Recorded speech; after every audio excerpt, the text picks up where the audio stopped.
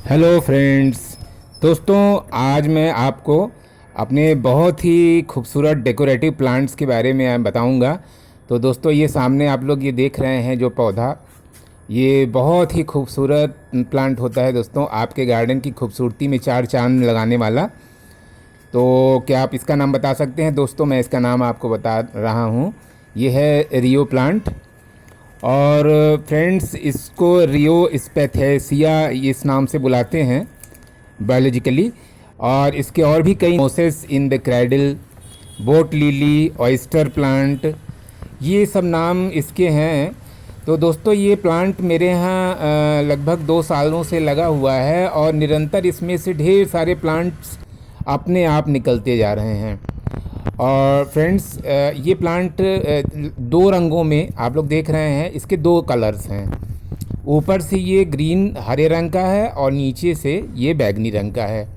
तो आप किसी भी तरह के पॉट में इसको लगा सकते हैं, छोटे गमले या बड़े गमले में आप इसको लगा सकते हैं। लेकिन ये ध्यान रखें कि इसको छिछले पॉट में आप न लगाएं, इसको ऊंचे गमले में लगाएं, क्योंकि इसकी पत्तियां इस थोड़ा सा लंबी लंबी होती हैं। अगर आप छिछले पॉट में लगाएंगे तो वो पत्तियां नीचे की तरफ एकदम झुक जाएंगी और ज़मीन में टच कर जाएंगी। तो इसका जो पॉट है ना, यानी पॉट की सुंदरता नहीं दिखेगी।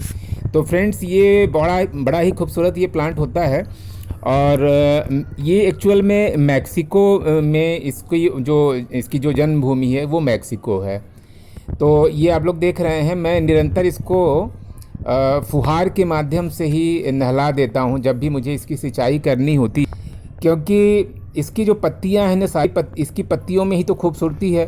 तो दोस्तों, क्योंकि इसकी पत्तियों में ऑलरेडी बहुत ज़्यादा पानी होता है, इसलिए इसकी पत्तियां बड़े आराम से टूट जाती हैं और बड़ी लंबी लंबी होकर के नीचे की तरफ लटकने लगती हैं। तो इसको आप जो नीचे लटकने वाली पत्तियां हैं, तो उसको इस तरह से किसी भी कैंची की सहायता से आप काट दें। फ्रेंड्स, मैक्सिको में तो इसको सजावटी पौधे के साथ साथ जड़ी बूटी के रूप में भी इस्तेमाल किया जाता है। ये देखिए, ये एक ऐसा पौधा है दोस्तों कि एक पौधे से आप हज़ारों पौधे फ्री में बना सकते हैं। और ये इसमें प्रोपेगेशन इतनी तेज़ी से होता है, यानी आप जिस गमले में आप लगाएंगे ना, तो 1-1.5 महीने के अंदर आपको कम से कम 25-30 प्लांट जो है 1-1.5 महीने के अंदर मिल जाएंगे, ये मान के चलिए। दोस्तों, इसकी जो मिट्टी है वो वेल ड्रेन्ड होनी चाहिए, क्योंकि इसको वाटर लॉगिंग बिल्कुल भी पसंद नहीं है। यानी इसमें आप पानी सिंचाई तभी करें जब आप इसकी जो मिट्टी देखें, जब वो सूखी आपको मिट्टी मिले, तब आप इसमें फुहार के माध्यम से सिंचाई कर दें। दोस्तों, इसकी मिट्टी में आप ह्यूमस खूब जम के रखें, ह्यूमस ज़्यादा होना चाहिए। तो जब भी आप इसका पॉटिंग सॉइल तैयार करें तो उसमें लगभग 50% या तो भूसा लगा दें, यानी भूसा, यानी जो जानवरों को खिलाया जाने वाला भूसा होता है, या कोकोपीट। और उसके बाद जो है लगभग 40% आप गार्डन सॉइल रखें, रेतीली मिट्टी रखें। यानी कहने का मतलब है, इसमें दो चीज़ों को आप ध्यान रखें। पहली चीज़ तो इसकी जो मिट्टी है वो वेल ड्रेन्ड होनी चाहिए, यानी आप पानी डालें और वो मिट्टी नीचे से, यानी गमले में से निकल जानी चाहिए। और दूसरी चीज़, इसमें ह्यूमस की मात्रा आप पर्याप्त रखें, क्योंकि ये इसमें निरंतर पौधे निकलते रहते हैं। तो स्टार्टिंग में जो पौधे निकलते हैं उनकी जड़ें बड़ी पतली पतली होती हैं। तो अगर मिट्टी बहुत टाइट रहेगी तो वो जो छोटे पौधे हैं वो डेवलप नहीं कर पाएंगे। तो दोस्तों, ये देखिए, मैंने इन सब पत्तियों को इस तरह से निकाल दिया है और इस बीच मुझे छोटे छोटे पौधे भी मिल गए हैं। तो अभी इन छोटे पौधों को तुरंत मैं मिट्टी में नहीं लगाऊंगा, इनको मैं पानी में डाल के रखूँगा। दोस्तों, ये एक ऐसा प्लांट है जो पानी में भी आप अच्छी तरह से इसको सजावटी प्लांट के रूप में अपने इंडोर, यानी अपने जो बैठक वगैरह में आप रख सकते हैं। और बड़ा ही खूबसूरत ये प्लांट होता है दोस्तों। किसी भी खूबसूरत पॉट में पानी डाल करके आप इसका प्लांट आप जड़ सहित उसमें रख सकते हैं।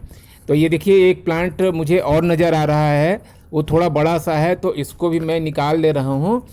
और इसको तो मैं किसी गमले में लगा दूंगा, क्योंकि ये मैं देख रहा हूँ कि इसमें जड़ें काफ़ी ज़्यादा हैं और ये थोड़ा सा बड़ा सा भी है। तो इसको बड़े आराम से मैं किसी गमले में लगा दूंगा। दोस्तों, ये एक ऐसा प्लांट है जिसको हम बहुत तेज़ी से प्रोपेगेशन इसमें कर सकते हैं। फ्रेंड्स, इसमें फूल भी होते हैं। एक सफ़ेद रंग का इसमें 3 पंखुड़ियों वाला फूल होता है, जो कि नाव के आकार के बैंगनी छालों में वो फूल छिपे हुए होते हैं। एक्चुअल में जो फूल होते हैं वो पूरे साल भर होते हैं, लेकिन मार्च अप्रैल के महीने में कुछ ज़्यादा ही होते हैं। तो फ्रेंड्स, ये जो प्लांट्स है आपको कैसा लग रहा है प्लीज़ कमेंट करके बताइएगा। और जब भी आपको इसमें सिंचाई करनी हो दोस्तों, किसी फुहार के माध्यम से ही करें। इससे क्या होता है कि जो पत्तियों पर जो मकड़ी वगैरह बैठी रहती है, यानी जो जाला वगैरह होता है, वो जो है साफ़ हो जाता है, और जो धूल वगैरह होती है वो भी साफ़ हो जाती है, और पत्तियाँ चमकदार हो जाती हैं। और दोस्तों एक चीज़ और जान लीजिए कि इसको डेली कम से कम 5-6 घंटे की माइल्ड सनलाइट ज़रूर चाहिए। यानी इसका जो टेम्परेचर, इसको बियरेबल टेम्परेचर है वो 20 से 30 डिग्री सेल्सियस के बीच में है। तो ये देखिए एक प्लांट मैंने ये निकाल लिया है दोस्तों।